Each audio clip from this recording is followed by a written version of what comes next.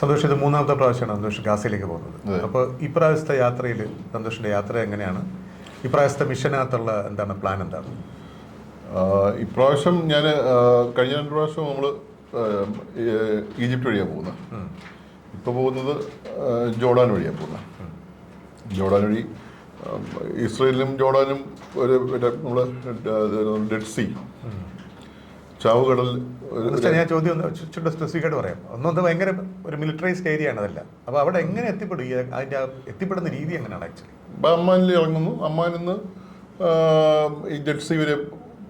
ഞാൻ നേരത്തെ ജോർഡാനിൽ പലപ്പോഴും പോയിട്ടുള്ളതാണ്. ഈ ഡെഡ് സീയുടെ പകുതി വെച്ചിട്ട് പകുതി ഇസ്രയേലിനും പകുതി ജോർഡാനുമാണ്. അപ്പോൾ അതിന് ഡെഡ് സീക്ക് ഇറങ്ങിയിട്ടുള്ളൊരു വഴിയുണ്ട്. റോഡ് മാർഗമാണ്. റോഡ് മാർഗം പോയി അവിടെ ഇതുപോലെ ഇത് ചെക്ക് പോയിന്റ്സ് ഉണ്ട്. അപ്പോൾ നേരെ അത് ഡെഡ് സീയുടെ അപ്പുറത്തേക്ക് അവിടെ എത്തുമ്പോഴേക്കും തന്നെ പാലസ്തീൻ കാണാൻ പറ്റും. അവിടെ നിന്ന് കാണാം. ജെറൂസലേം, ബത്ലഹേം, ഈ പറയുന്ന സ്ഥലങ്ങളെല്ലാം ഇതിൻ്റെ മുകളിൽ നിന്ന് കാണാൻ പറ്റും. ഭയങ്കര ചരിത്രപ്രസിദ്ധമായ കഥ ഇത് സ്ഥലമാണ്. എല്ലാ മതങ്ങളെ സംബന്ധിച്ചിടത്തോളം ഈ ജൂതന്മാരുടെ, ഇസ്ലാം എല്ലാം ഉണ്ടല്ലോ. അപ്പോൾ എല്ലാം അവിടെ നമുക്ക് ഈ പറഞ്ഞ ഈ സ്ഥലങ്ങളെല്ലാം കാണാൻ പറ്റും. അപ്പോൾ ബത്ലഹേമിൻ്റെ കുറച്ച് ഇപ്പുറത്തോടുള്ളൊരു വഴിയുണ്ട്. അങ്ങോട്ട് ഡെയർ എൽ ബെല്ലേക്ക് തന്നെ ഒരു മിഡിൽ ക്ലാസ്സിലേക്ക് പോകുന്ന വഴിയുണ്ട്. അവിടുന്ന് നേരെ ഖാൻ യൂനിസിൽ എന്ന് പറയുന്നത് വെച്ച് കഴിഞ്ഞാൽ ഈ പറയുന്ന ഒരു പടിഞ്ഞാറ് ഭാഗമാണ്. അത് അവിടെ പോകാൻ പറ്റത്തില്ല. അവിടെ കംപ്ലീറ്റ് ബാരൻ ലാൻഡാണ്. അപ്പോൾ ഇതിലേക്കൊരു വഴി അവിടുന്ന് നേരെ കടൽ തീരം വഴിയാണ് പിന്നെ റഫേലേക്ക് പോകുന്നത്. റഫേലാണ് ഇപ്പോൾ ഉള്ള ഡെയർ എൽ ബെലയിലുള്ള അലക്സ ഹോസ്പിറ്റലും. ഇപ്പോൾ ഞാൻ പോകുന്നത് ഒരു ഫീൽഡ് ഹോസ്പിറ്റലാണ്. ഇത് നമ്മൾ അവിടെ ചെല്ലണമെങ്കിൽ നമുക്ക് ഒരു അതോറിറ്റി നമുക്ക് പെർമിഷൻ തരണ്ടേ? ഏത് അതോറിറ്റിയാണ് തരുന്നത്? ഇപ്പോൾ നമ്മൾ ജോർഡാൻ, പാലസ്തീൻ, ഇസ്രയേൽ 3 പേരും. പാലസ്തീൻ അതോറിറ്റി ഉണ്ട്. പാലസ്തീനിലെ അത് ഈ പറഞ്ഞ ഒരു അവിടുത്തെ മിനിസ്ട്രിയൊക്കെ ഉണ്ട്. എന്തായാലും നമ്മൾ എന്ത് തന്നെ പറഞ്ഞാലും ഒരു ഡെമോക്രാറ്റിക്കലി ഹമാസ് എന്ന് പറഞ്ഞ ഒരു രാഷ്ട്രീയ പാർട്ടി എന്ന് പറയുക, ഇല്ലെങ്കിൽ തീവ്രവാദി എന്ന് പറയുക, എന്തായാലും ഒരു ഡെമോക്രാറ്റിക്കലി ഇലക്ട് ചെയ്ത ഒരു ഗവൺമെൻറ് ഉണ്ട്. അപ്പോൾ അവിടെ അവരുടെ ഈ ഹെൽത്ത് പാലസ്തീൻ ഈ അവിടുത്തെ ഒരു മിനിസ്ട്രി, ഒരു ഗവൺമെൻറ് ഉണ്ടല്ലോ, അവരുടെ ഹെൽത്ത് മിനിസ്ട്രി ഉണ്ടല്ലോ അല്ലേ? അതെ, ഉണ്ട്. അപ്പോൾ അവർ ഈ ഗാസയിലെ ഹെൽത്തിൻ്റെ കാര്യങ്ങളൊക്കെ പ്രധാനമായിട്ട് അവരാണ് നോക്കുന്നത്. എങ്ങനെയാണ് അവരെ കൊണ്ട് നോക്കാൻ മുഴുവനായിട്ടും പറ്റത്തില്ല. അപ്പോൾ ബേസിക്കലി ഇപ്പോൾ UN-ന്റെ ഹെൽത്ത് ക്ലസ്റ്ററും മറ്റുമാണ് അത് മാനേജ് ചെയ്യുന്നത്. അപ്പോൾ അത് ഒരു ഡിസൈൻ ചെയ്തേക്കുന്നത് വാസ്തവത്തിൽ നമ്മൾ ഏത് സ്ഥലത്ത് പോയാലും UN ഒരിക്കലും അവരുടെ ഗവൺമെൻറ് പകരമായിട്ട് വർക്ക് ചെയ്യത്തില്ല. അപ്പോൾ ഈ ഹെൽത്ത് സിസ്റ്റമുണ്ട്, നമ്മൾ മാത്രമേ ഹെൽത്ത് സിസ്റ്റം ഉണ്ട്, ഈ എസ്റ്റാബ്ലിഷ് ചെയ്ത എല്ലാ സംഭവങ്ങളുണ്ട്. അപ്പോൾ UN അതിനൊരു കോർഡിനേഷൻ, അതായത് ഈ ഹെൽത്ത് ക്ലസ്റ്റർ എന്ന് പറഞ്ഞു വെച്ചാൽ അവിടെ വർക്ക് ചെയ്യുന്ന ഹെൽത്ത് മേഖലയിൽ, ആരോഗ്യ മേഖലയിൽ വർക്ക് ചെയ്തിട്ടുള്ള എല്ലാ സംഘടനകളെയും കോർത്തിണക്കിയിട്ട് അവരുടെ ഈ പറഞ്ഞ പല പല ഡിവിഷൻസ് ഉണ്ടാവും. ഈ പറഞ്ഞ പ്രൈമറി കെയർ ഉണ്ടാവും, secondary care, tertiary care, maternity care, water and hygiene, ഇങ്ങനെ സാനിറ്റേഷൻ, ഇങ്ങനെയുള്ള പല പല സബ് ഗ്രൂപ്പുകളാണ്. അതിനകത്ത് ഓരോ സബ് ഗ്രൂപ്പിനകത്തും ചുമതലയുള്ള ആൾക്കാർ കാണും. അതിനകത്ത് ഇതുപോലെ ഓരോ സംഘടനകളുടെയും ആൾക്കാരും കാണും. ഒരു ക്ലസ്റ്റർ എന്നാണ് പറയുന്നത്. ശരി. അവിടുത്തെ ഡോക്ടർമാരുടെയും അവിടുത്തെ ആരോഗ്യ നഴ്സ് അങ്ങനെയുള്ള ആൾക്കാരുടെയൊക്കെ അവസ്ഥ എന്താണ് ഈ ഗാസയിലുള്ള? അത് വാസ്തവത്തിൽ അവർ ഭയങ്കര റെസിലിയൻ്റായി. ഞാനിപ്പോൾ പോകുമ്പോൾ ഇത് കണ്ടു നിൽക്കാൻ പറ്റത്തില്ല. മനസ്സിലായി. നേരത്തെ പറഞ്ഞ പോലെ ഈ ഡോക്ടർമാരൊക്കെ ആണെങ്കിൽ പോലും അവർ ഈ പറയുന്ന ഡോക്ടർമാർ പലപ്പോഴൊക്കെ ഈ മെഡിക്കൽ ഹോസ്പിറ്റലിൽ വർക്ക് ചെയ്യുന്നത് ഈ കമ്മ്യൂണിറ്റിയിൽ ഒരിക്കലും ഈ പറഞ്ഞ സോഷ്യൽ ആയിട്ടുള്ള ഇതിൻ്റെ കോൺസിക്വൻസ് ഒരിക്കലും കാണാൻ പറ്റത്തില്ല. ഇത് അവിടെ പോകുമ്പോൾ ഇത് കാണാതിരിക്കാൻ പറ്റത്തില്ല. കാരണം അതിനകത്താണ് ഞാൻ പറഞ്ഞത്. നമ്മൾ അവിടെ ഈ ഹൈജീനിൻ്റെ ഇഷ്യൂ വെച്ച് കഴിഞ്ഞാൽ അവിടെ നടക്കുന്ന എല്ലാ ഡോക്ടർമാരും അതിനകത്താണ് നടക്കുന്നത്. അവർ ജീവിക്കുന്ന അതിനിടയിലാണ് നിൽക്കുന്നത്. അപ്പോൾ അവർക്ക് ഒരിക്കലും കണ്ടയ്ക്കാനൊന്നും പറ്റത്തില്ല, അല്ലെങ്കിൽ കാണാതിരിക്കാനും പറ്റത്തില്ല. അപ്പോൾ ഇത് ഭയങ്കര ട്രൊമാറ്റിക്കാണ്. മാത്രമല്ല കൊച്ചുകുട്ടികളൊക്കെ വന്ന് ഇതുപോലെ വരുമ്പോഴും അമ്മമാരൊക്കെ വന്ന് പറയുമ്പോഴൊക്കെ എൻ്റെ കൂടെ ഒരു ഡോക്ടർ ഉണ്ടായിരുന്നു ഇവിടെ, ബസാം എന്ന് പറഞ്ഞ ഡോക്ടർ. കക്ഷി അനസ്തറ്റിസ്റ്റാണ്. പക്ഷെ കക്ഷി എമർജൻസിയിൽ വർക്ക് ചെയ്യാൻ തീരുമാനിച്ചു. കക്ഷി ഇങ്ങനെ വന്നിട്ട് എല്ലാ ദിവസവും അവിടെ വന്നിട്ട്, കാരണം ഇത് കുട്ടി എടുത്തുകൊണ്ട് അയാൾ കക്ഷി ഇൻക്യുബേറ്റ് ചെയ്യുന്നു, ഓടുന്നു. വൈകിട്ട് വന്ന് അവിടെ ആ വലിയ റൂമിൽ അയാൾ പൊട്ടി പൊട്ടി കരയും. ഇതിൽ അത്രയ്ക്കും ഉറക്കം കരയുന്നു. മനുഷ്യരും ഈ പറഞ്ഞ പോലെ അത്രയ്ക്ക് നമ്മൾ വാവിട്ട് കരയുന്ന പോലെയാണ് അദ്ദേഹം കരയുന്നത്. കക്ഷിക്ക് ഒരു 2 ആഴ്ച കൂടുതൽ നിൽക്കാൻ പറ്റിയിട്ടില്ല. കക്ഷി തിരിച്ചു പോയി. കഴിഞ്ഞ പറഞ്ഞാൽ എനിക്ക് പറ്റത്തില്ല. ഒരു കുട്ടി വരുമ്പോൾ ജോർഡാൻ വർക്ക് ചെയ്യാൻ വേണ്ടി വന്നതാ. വർക്ക് ചെയ്യാൻ വേണ്ടി വന്നു. 2 ആഴ്ച എനിക്ക് നിൽക്കാൻ എൻ്റെ ഓരോ കുട്ടി എൻ്റെ കുട്ടിയെ പോലെ എനിക്ക് തോന്നുന്നത്. ഇത് സഹിക്കാൻ പറ്റത്തില്ല. കക്ഷി തിരിച്ചു പോയി. ഈ കുട്ടികൾ ഇതുപോലെ തന്നെ ഭയങ്കരമായി സിവിയർ ആയിട്ടുള്ള, നേരത്തെ പറഞ്ഞ ഈ മൾട്ടിപ്പിൾ ട്രോമയും ഒക്കെ ആയിട്ട് വരുന്ന കുട്ടിയാണ്. പോളിട്രോമ ആയിട്ടല്ലേ? അതെ സ്ഫോടനവും. അപ്പൊ കക്ഷിക്ക് ഇത് പിടിച്ചിരിക്കാൻ പറ്റും. അപ്പൊ ഞാൻ പറഞ്ഞത്, നമ്മൾ പോകുന്ന ആൾക്കാര് നമുക്ക് സംബന്ധിച്ചിടത്തോളം ഭയങ്കര ട്രൊമാറ്റിക് ആണ്. ഈ പറയുന്ന ഇതെല്ലാം ഭയങ്കര ട്രൊമാറ്റിക് ആണ്. അത് തീർച്ചയായും നമ്മൾ എത്ര കണ്ട് ഇത് നമ്മളിത് ബാധിക്കില്ല എന്ന് വിചാരിച്ചു കഴിഞ്ഞാലും ബാധിക്കും. നമ്മൾ തിരിച്ചു വരുമ്പോഴേക്കും പിന്നെ ഇത് തലയ്ക്കകത്ത് ഇത് തന്നെ ആയിരിക്കും കുറേ നാളൊക്കെ.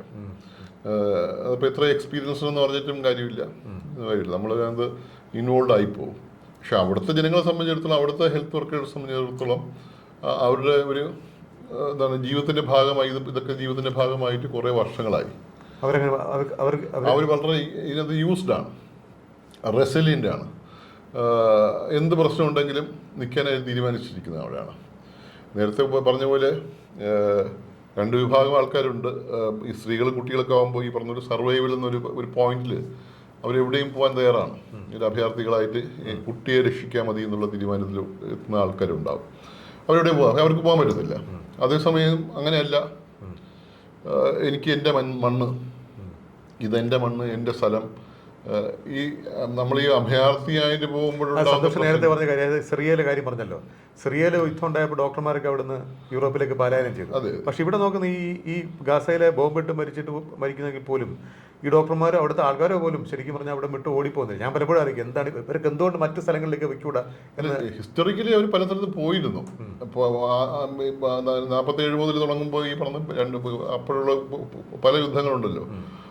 വലുതിനകം ഈ പറഞ്ഞ ലെബനോണിലേക്ക് പോയ ഒരു വലിയ കൂട്ടമുണ്ട്. അതവിടെ അവർ പോയിട്ട് ലെബനോണിൽ സിവിൽ വാർ തുടങ്ങി. കാരണം അവിടുത്തെ ഡെമോഗ്രാഫിക് ഇക്വേഷൻസ് മുഴുവൻ മാറി. ലെബനോൺ എന്ന് വെച്ച് കഴിഞ്ഞാൽ ഈ പറയുന്ന ക്രിസ്ത്യൻസും മുസ്ലിംസും ഈ പറഞ്ഞ ജൂതന്മാരും എല്ലാവരും കൂടെ ഉള്ളതാണ്. ഒരു വലിയ വലിയ ചെറിയ രാജ്യമാണെങ്കിൽ പോലും അവിടുത്തെ ഡെമോഗ്രാഫിക് സ്ട്രക്ചറാണ്. ഒരു പ്രസിഡന്റ് ഒരു ക്രിസ്ത്യൻ ആയിരിക്കണം, പ്രൈം മിനിസ്റ്റർ വേറെ, അങ്ങനത്തെ ഇക്വേഷൻസിലാണ് പോകുന്നത്. അത് ഈ പറഞ്ഞ ഈ യുദ്ധം കഴിഞ്ഞിട്ടുള്ള ഒരു അഗ്രിമെന്റ് ആണ്.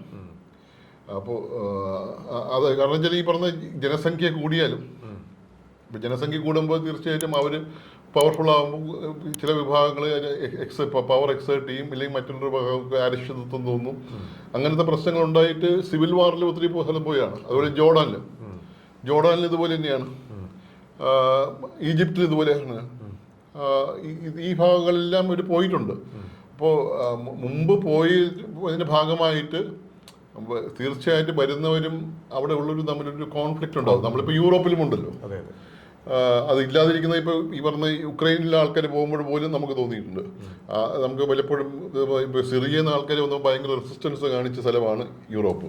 പക്ഷേ യുക്രൈനിൽ നിന്ന് ആൾക്കാർ പറഞ്ഞ 8 മില്യൺ 10 മില്യൺ ആൾക്കാർ പോയിട്ടും വലിയ പ്രശ്നമാണ്. പക്ഷെ അവിടെ ഇതുപോലെ സംഭവിച്ചിട്ടുണ്ട്. ഈ പറഞ്ഞ പോകുന്നവർക്ക് എന്ത് ജോലി കിട്ടുന്ന, എന്ത് ജോലി നമ്മൾ വിചാരിക്കും പറഞ്ഞ നല്ല ജോലി അവർക്ക് അവരുടെ എന്ത് സ്റ്റാറ്റസിലായിരുന്നു അതുപോലെ ജോലി കിട്ടുമെന്ന് വിചാരിക്കും. അത് ഒരിക്കലും കിട്ടത്തില്ല. മാത്രമല്ല അവർ സൊസൈറ്റി അല്ല. അവർക്ക് ഈ പറഞ്ഞ മിക്കവാറൊക്കെ ആണുങ്ങൾക്ക് ഒരിക്കലും പോകാൻ പറ്റത്തില്ല. സ്ത്രീകൾ മാത്രമായിരിക്കും പോകുന്നത്. സ്ത്രീകൾ മാത്രമേ കുട്ടികളെ കൊണ്ടുപോകാൻ പറ്റത്തില്ല. ഗ്രാൻഡ് ഫാദേഴ്സിന് കൂടെ നിർത്തിയിട്ട് അവർ പോകും. അവിടെ പോയിട്ട് കിട്ടുന്ന ഈ പറഞ്ഞ റെസ്റ്റോറൻറ്റിലുള്ള വെയിറ്റ്രസ്സോ, കടയിൽ ഈ പറഞ്ഞ മാളുകളിലെ ജോലിയോ, നൈറ്റ് ക്ലബിലെ ജോലിയോ, പ്രോസ്റ്റിറ്റ്യൂഷനോ, ഇങ്ങനെയൊക്കെ ഉള്ള എല്ലാ സ്ഥലത്തും അപ്പം സ്വന്തം ദേശത്ത് വലിയ ജോലികളൊക്കെ ചെയ്ത് ജീവിച്ച ആൾക്കാരാണ്. സെക്രട്ടറിമാരോ അങ്ങനെ അല്ലെങ്കിൽ ആൾക്കാരാണ് അവിടെ പോയി തൂപ്പുകാരായിട്ട് ജീവിക്കേണ്ടിരും. അപ്പോൾ ഈ ഒരു റെഫ്യൂജി മാത്രമല്ല, അപ്പൊ പോയിട്ടുള്ള ആൾക്കാർ പകുതി പോലും വീണ്ടും തിരിച്ചു നാട്ടിലേക്ക് വന്നു. പിന്നെ സംസാരിക്കാനാണില്ല, ഒരു സൊസൈറ്റിയിൽ നിന്ന് ഓൺ ചെയ്യാൻ സ്ഥലമില്ല.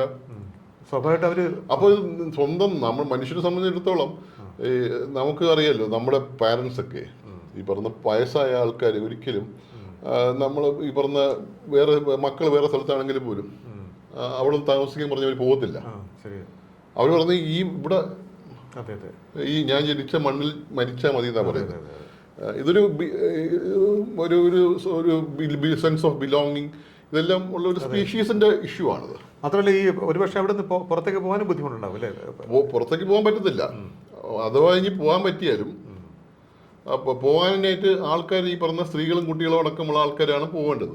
അവർ പോകാനും അവർ പറഞ്ഞപ്പോൾ അവർക്ക് പോകാൻ വഴിയില്ല. ബാക്കിയുള്ളവർക്കൊക്കെ കുറേ ആൾക്കാർക്ക് പോകാൻ താല്പര്യമില്ല. സ്വയം അടച്ചിട്ട ജയിലും ബാക്കി ബാക്കി എല്ലാവരും ആൾക്കാരെ കൂടി ചേർന്ന് 2 ജയിലുകളുണ്ട് അവിടെ. 2 ജയിലുകളാണ്.